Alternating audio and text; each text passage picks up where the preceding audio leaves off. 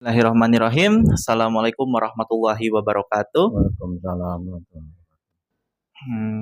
Penonton sekalian, perkenankan sebelumnya saya Riansi Azba Pratama dari PBI semester 5 untuk PLP satu kali ini akan mewawancara salah satu uh, petinggi dari SMA Negeri 1 Luragung, yaitu Bapak Kepala Sekolah Pak Zuleha ya.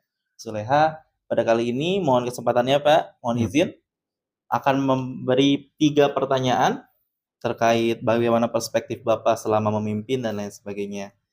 Kita mulai dari pertanyaan pertama. Bagaimana Bapak menyeimbangkan antara target administrasi dari dinas dengan kebutuhan nyata guru dan siswa di SMAN 1 Negeri 1 Luragung? Ya. Untuk menyeimbangkannya bagaimana Pak? Target administrasi dan kebutuhan nyata yang Bapak observasi. Terima kasih atas kesempatannya. Assalamualaikum warahmatullahi wabarakatuh. Waalaikumsalam warahmatullahi wabarakatuh. Dalam kesempatan ini saya ingin menyampaikan bahwa apa yang tadi ditanyakan, Dinas Pendidikan Provinsi Jawa Barat membuat kebijakan yang kemudian didelegasikan melalui kantor cabang dinas wilayah 10 yang ada di Cirebon. Nah, kemudian kita ke sekolah-sekolah. Nah, dalam arti bahwa terkait dengan kebijakan Dinas Pendidikan, tentu Dinas Pendidikan Jawa Barat juga akan mengacu kepada kebijakan Kemendikbudrismen. Walaupun di lapangan tentu pemerintah Provinsi Jawa Barat punya ciri khas tertentu. Nah, salah satunya bagaimana agar siswa di Jawa Barat itu mempunyai karakter, pendidikan karakter, yaitu salah satunya pendidikan karakter Pancawalaya. Nah, kami di sekolah tentu mengimplementasikan sesuai dengan situasi dan kondisi nyata yang ada di sekolah. Jadi bagaimana agar kebijakan itu juga bisa selaras, kemudian juga serasi dengan situasi dan kondisi di lapangan di sekolah. Nah, terkait dengan administrasi, tentu sekarang guru juga diberikan keleluasaan bagaimana berimprovisasi terkait dengan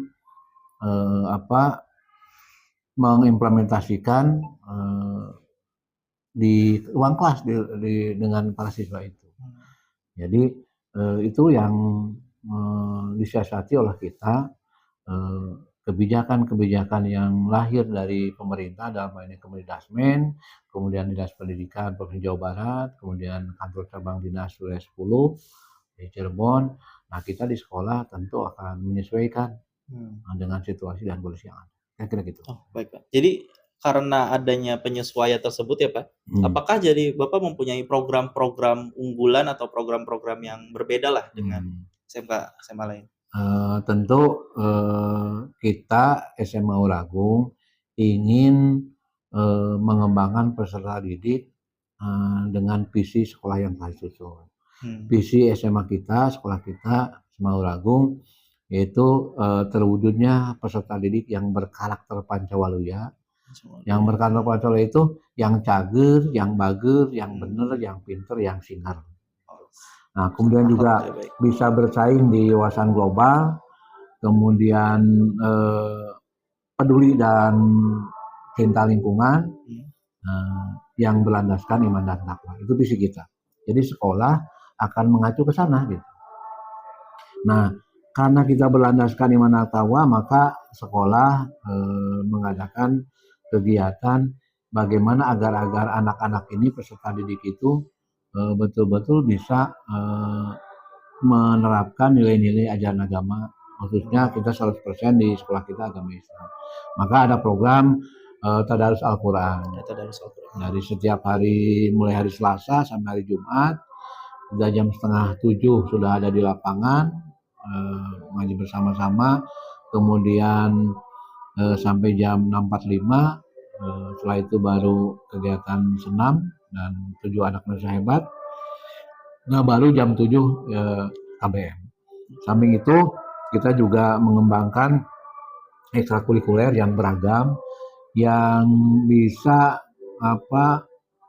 menyalurkan talenta anak. Ya, misalnya di olahraga kita punya unggulan, ada sepak bola, ada voli, ada basket, futsal juga, kemudian juga di seni, ya ada teater, kemudian juga ada film, dan banyak meraih prestasi. Jadi kita menyeimbangkan antara akademik dan non akademik. Prestasi kita bareng-bareng berjalan seperti itu. Tadi yang cager, yang bager, yang benar, yang pintar, yang singer, diharapkan menjadi lulusan yang paripurna yang beralaskan iman dan takwa. Gitu. Sungguh clear sekali Pak untuk visinya. Dan sudah ada buktinya juga di bawah banyak sekali piala termasuk itu ya Pak prestasinya berarti. Lanjutnya di nomor kedua terkait tantangan Pak.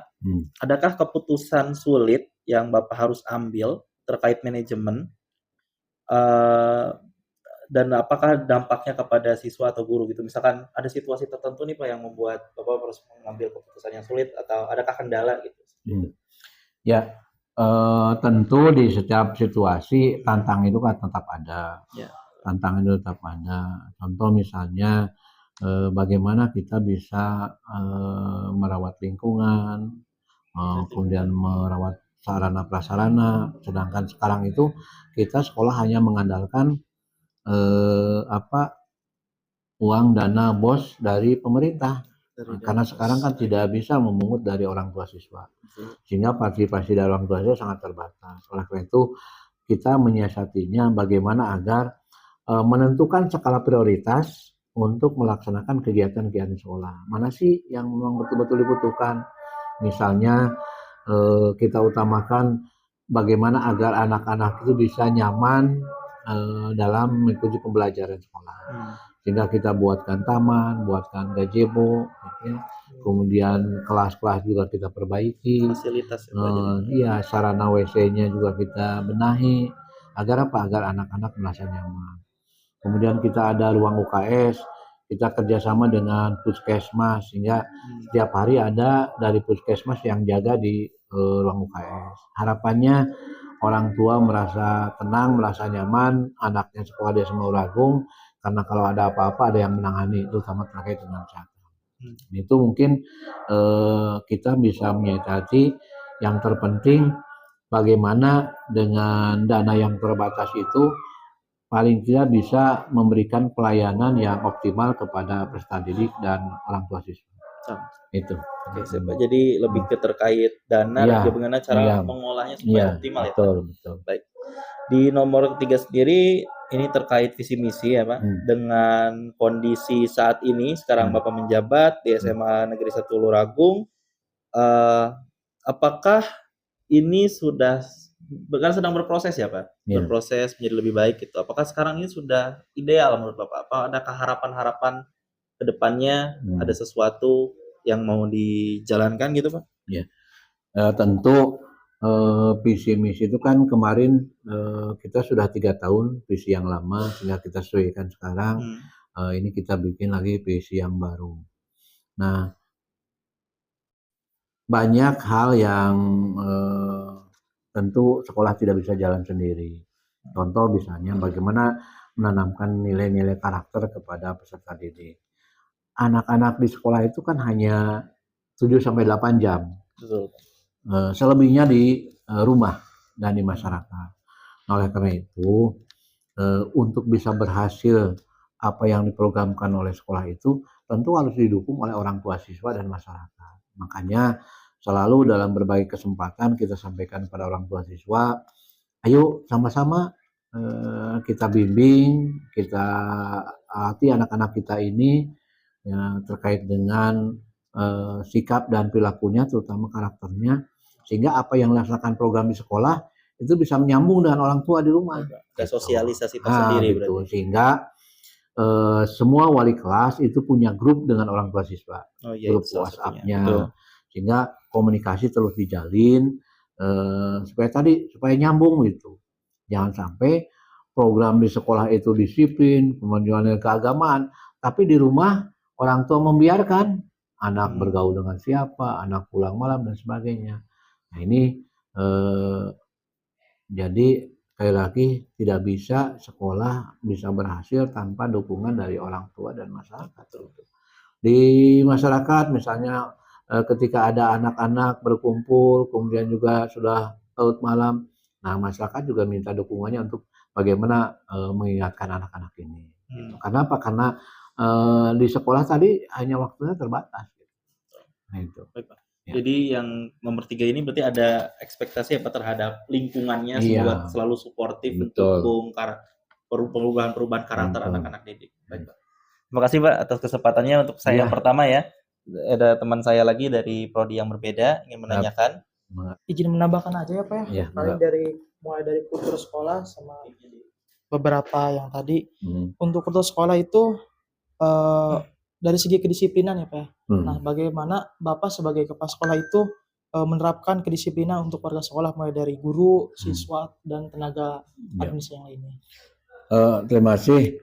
Terkait dengan disiplin, bagi saya guru adalah harus jadi teladan bagi anak-anak kita. Oleh karena itu, pertama saya bagaimana mengajak Bapak Ibu guru untuk bisa betul-betul melaksanakan tugas sesuai dengan tupoksinya masing-masing sebagai guru. Nah, kalau untuk Bapak Ibu guru, apalagi yang ASN, itu memang kita ada absen yang berbasis aplikasi.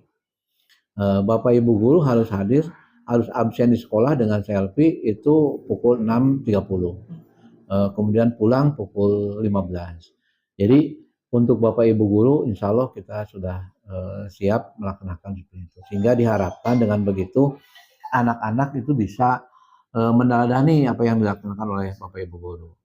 Nah, kita tentu disiplin itu bukan berarti sekolah harus galak pada siswa dan sebagainya. Tapi kita punya SOP yang telah dibuat bersama dan itu ditandatangani oleh orang tua siswa. Menyuruhkan sini begitu anak siswa masuk ke sekolah di ajaran baru. Nah, diharapkan dengan begitu itu bisa terbentengi lah bagaimana perilaku anak-anak. Nah, yang lebih penting kita ketika ada anak yang dianggap melanggar tertib sekolah, maka kita selalu berkomunikasi dengan orang tuanya. Ada home visit ke rumahnya, kemudian ada juga panggilan orang tuanya melalui wali kelas dan BP. Tadi saya sudah menerima orang tua, ada 3 orang tua, yang satu sakit, yang 2-nya memang terkait dengan disiplin siswa di sekolah. Jadi sedini mungkin kita memang menerapkan bagaimana agar siswa itu betul-betul bisa menaati tata tertib bersama di sekolah yang sudah sepakati bersama. Satu lagi Pak mungkin Pak, tadi kan banyak siswa yang berprestasi ya Pak ya, dari program-programnya, terus dari ekstrakurikuler, dari akademik maupun akademik. Nah, apakah kebijakan sekolah itu apakah ada reward gitu buat guru ataupun murid yang berprestasi?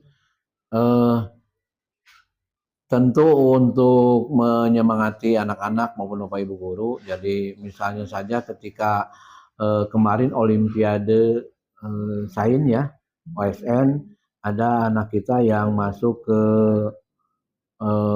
Provinsi Jawa Barat dari bidang ekonomi, kemudian dengan informatika. Ada 2 alhamdulillah yang masuk ke Jawa Barat. Nah, kita memberikan reward kepada guru pembimbingnya juga kepada siswa. Dan itu sudah masuk SOP sekolah. Sehingga kita memberikan reward itu untuk memacu semangat bagi bidang yang lainnya, juga bagi guru pembimbingnya. Tidak besar, tapi memang ini sebagai pemicu saja agar anak-anak merasa prestasinya dihargai oleh sekolah. Kemudian juga ketika dia mendapatkan piagam, maka upacara hari Senin biasanya itu ada upacara serah terima ke sekolah. Sehingga anak jadi kebanggaan dilihat di depan anak-anak yang lainnya. Ya, mungkin saja Pak. Ya, terima kasih. Mudah-mudahan minta doanya, mudah-mudahan SMA Ragung ke depan semakin berprestasi lagi. Amin. Ya. Terima kasih banyak Pak. Ya, Terima kasih Bapak.